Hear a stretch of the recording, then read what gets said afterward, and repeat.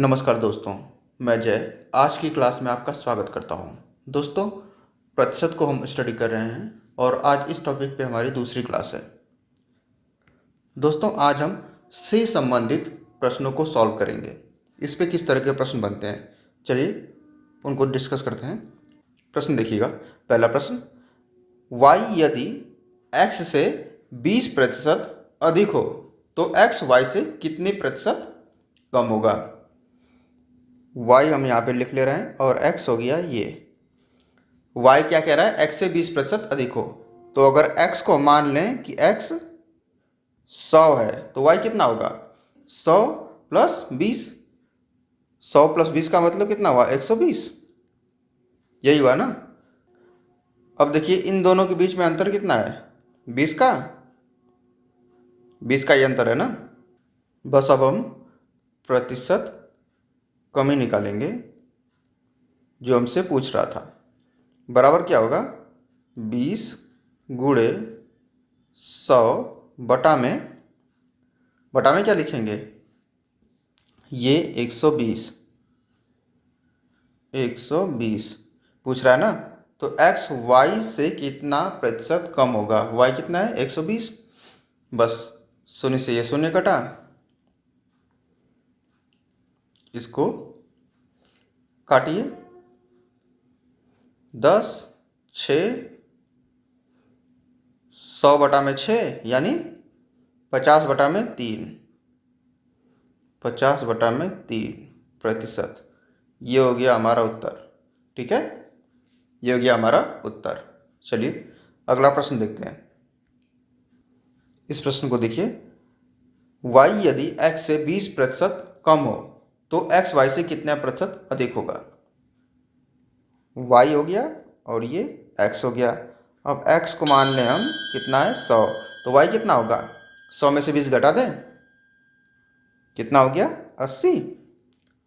दोनों के बीच में अंतर कितना है, 20 का।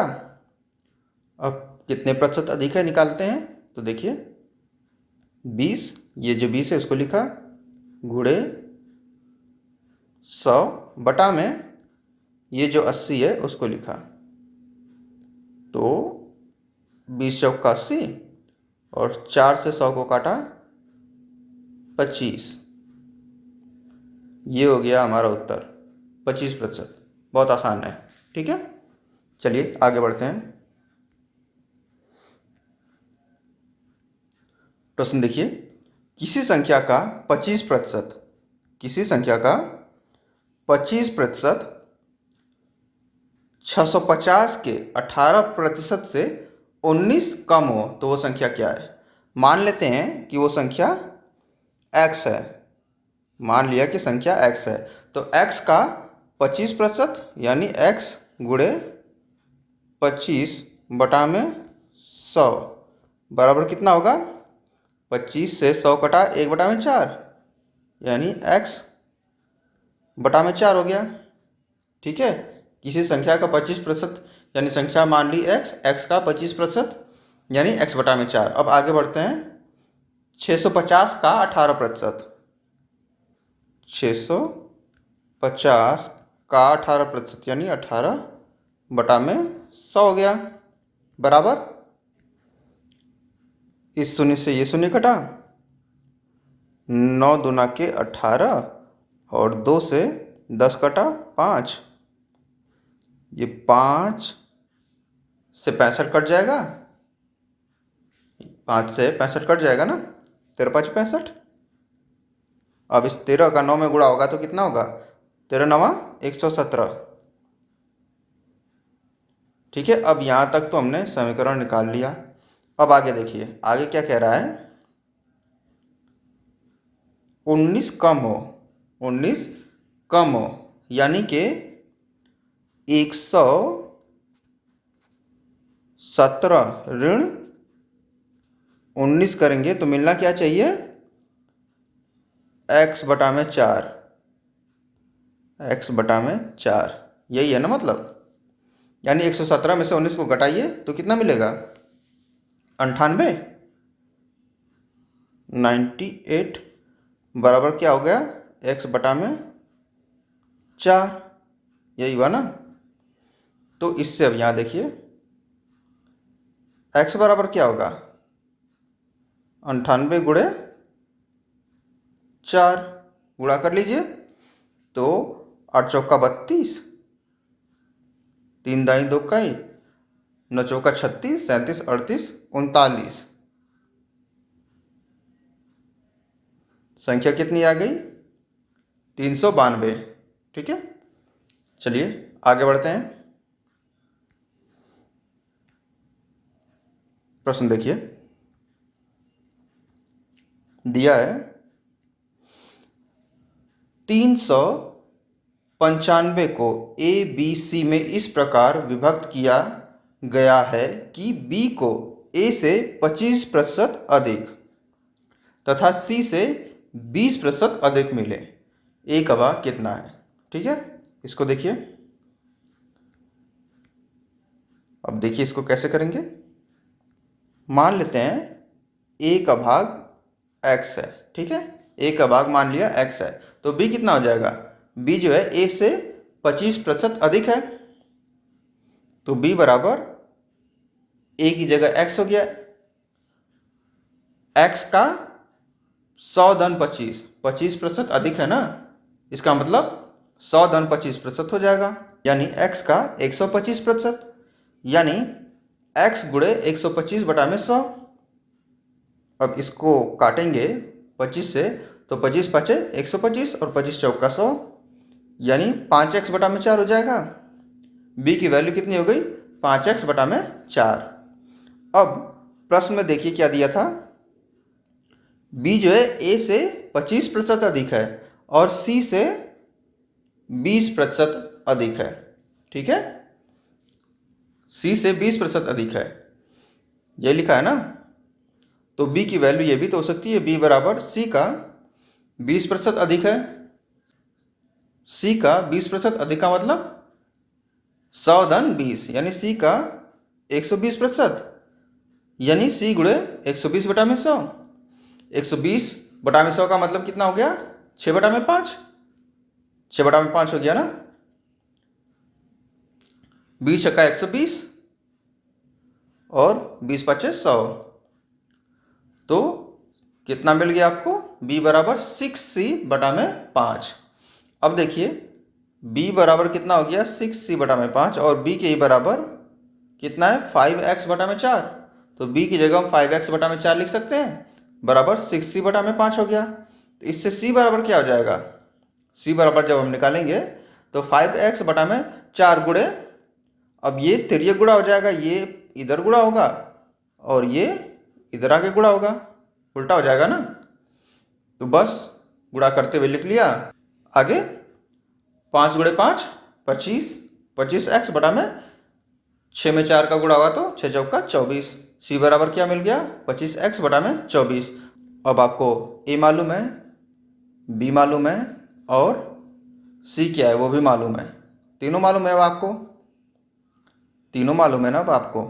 बस तीनों को जोड़ दीजिए, x प्लस 5x बटा में 4 प्लस 25x बटा में 24 बराबर कितना होना चाहिए, 395। बस लौसा ले लीजिए, इसका लौसा 24 हो गया। x के नीचे कुछ नहीं है, तो जब लौसा लेंगे तो अंश में 24 से गुणा हो जाएगा, 24x। 5x में 6 से गुणा होगा तो 30x, और 25x का 25x ही रह जाएगा। सबको जोड़ेंगे तो 79x बटा में 24। 24 का अब इसमें तिर्यक गुणा हो जाएगा, तो x बराबर क्या होगा, 395 गुणे 24 बटा में 79। बस इसको काटेंगे, आपको मिल जाएगा क्या आंसर, 120। ए का कितना भाग है, तो 120। यहीं पे बी का भाग पूछ लेता तो समीकरण में बिठा देते इस वाले और बी का मान निकल जाता। वैसे सी को पूछता तो इस समीकरण में बिठा लेते और सी का मान निकल जाता। ठीक है, चलिए आगे बढ़ते हैं। अगला प्रश्न देखिए, दो संख्याएं किसी तीसरी संख्या से क्रमशः 20% तथा 50% अधिक हैं। इन दोनों संख्याओं का अनुपात कितना है, इन दोनों संख्याओं का अनुपात कितना है। तो देखिए एक संख्या यहाँ पे मैंने लिख ली ए, दूसरी हो गई बी और यहाँ पे मैंने लिख ली सी। क्या कह रहा है? दो संख्याएं किसी तीसरे संख्या से क्रमशः 20% तथा 50% अधिक हैं। तो सी को मान लें हम यहाँ पे कि 100 है। सी की वैल्यू 100 है। सी मान लिया अब हमने 100 है। तो दो संख्याएं किसी तीसरी संख्या से क्रमशः 20% तथा 50% अधिक है। तो ए की वैल्यू क्या हो जाएगी? 100 का 120, 100 का 120 हो जाएगा ना। 100 में 20 जुड़ जाएगा क्योंकि अधिक है कह रहा था ना, तो 120 हो गया। 100 में 20 जोड़ दिया और बी कितना हो जाएगा? 100 में ये 50 जोड़ देंगे तो कितना हो जाएगा? 150। यही होगा ना। बस अब क्या कर रहा है? इन दोनों संख्याओं का अनुपात, यानी ए और बी के बीच में क्या अनुपात है वो हमसे पूछ रहा है। यानी ए बटा में बी करेंगे तो क्या होगा? बराबर 120 बटा में 150। यही होगा ना। शून्य से शून्य कट गया, 3 से अंश को काटिए 12 को तो 4 और बटा में हर को काटेंगे तो 5, यानी ए बटा में बी बराबर हो गया 4 बटा में 5। तो ए अनुपाते बी बराबर क्या हो जाएगा? 4:5। ये हो गया हमारा उत्तर। ठीक है, चलिए आगे बढ़ते हैं। इस प्रश्न को देखिए। दो संख्याएं किसी तीसरी संख्या से क्रमशः 30% व 37% कम है। यहाँ पे भी यानी कि 3 संख्याएं हो गई। संख्याएं मान लिया ए, बी और ये सी। सी को मान लेते हैं हम 100 है। तो ए कितना हो जाएगा? 30% कम है। 100 में से 30 घटा दीजिए, 70। पहली संख्या कितनी हो गई? 70। और दूसरी संख्या तीसरी संख्या से 37% कम है, तो 100 में से 37 घटा दीजिए, 63। ठीक है। अब देखिए आगे क्या कह रहा है? दूसरी संख्या पहली संख्या से कितने प्रतिशत कम है? दूसरी संख्या का मतलब बी, पहली संख्या का मतलब ए, उससे कितने प्रतिशत कम है। तो इनके बीच में अंतर कितना है? 7 का अंतर है। बस प्रतिशत कमी निकालते हैं। तो प्रतिशत कमी देखिए, 7 गुणे 100 और बटा में क्या करेंगे? 70। ये जो 70 है, ये शून्य से शून्य कटा, 7 से 7 कटा, 10%। ये आ गया उत्तर 10%। ठीक है, उम्मीद है आप लोगों को समझ में आ गई होगी बात। बहुत छोटे छोटे सवाल हैं। चलिए आगे बढ़ते हैं दोस्तों।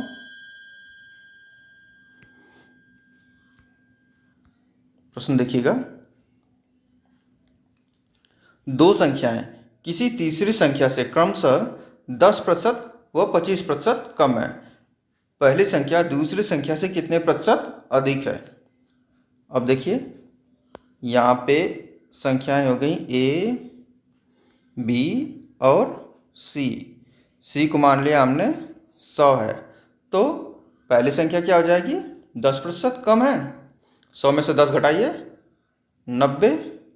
दूसरी संख्या तीसरी संख्या से कितनी कम है? 25%। तो 100 में से 25 घटाइए, 75। इन दोनों के बीच में डिफरेंस कितना है? डिफरेंस कितना है? तो 90 में से 75 घटाइए, 75, 5 80, 10 90, यानी 15 का अंतर है। 15 का अंतर है ना। पहली संख्या दूसरी संख्या से कितने प्रतिशत अधिक है? पहली संख्या का मतलब ए कह रहा है, ए जो है दूसरी संख्या का मतलब बी, बी से कितने प्रतिशत अधिक है। बस प्रतिशत अधिक कितना है निकालते हैं। तो 15 गुणे 100 और बटा में दूसरी संख्या से कितने प्रतिशत अधिक है ना। दूसरी संख्या कितना है? 75। तो हर में लिखिए 75। 15 5 75, 5 से 100 को काटिए, 20 आया। ये हमारा आंसर आ गया। कितना है? 20% अधिक है। बस हो गया आपका जवाब। तो दोस्तों आज के लिए बस इतना ही। अगर मेरा वीडियो अच्छा लगा हो तो इसे लाइक करिएगा, शेयर करिएगा और मेरे चैनल को सब्सक्राइब ज़रूर करिएगा। धन्यवाद दोस्तों।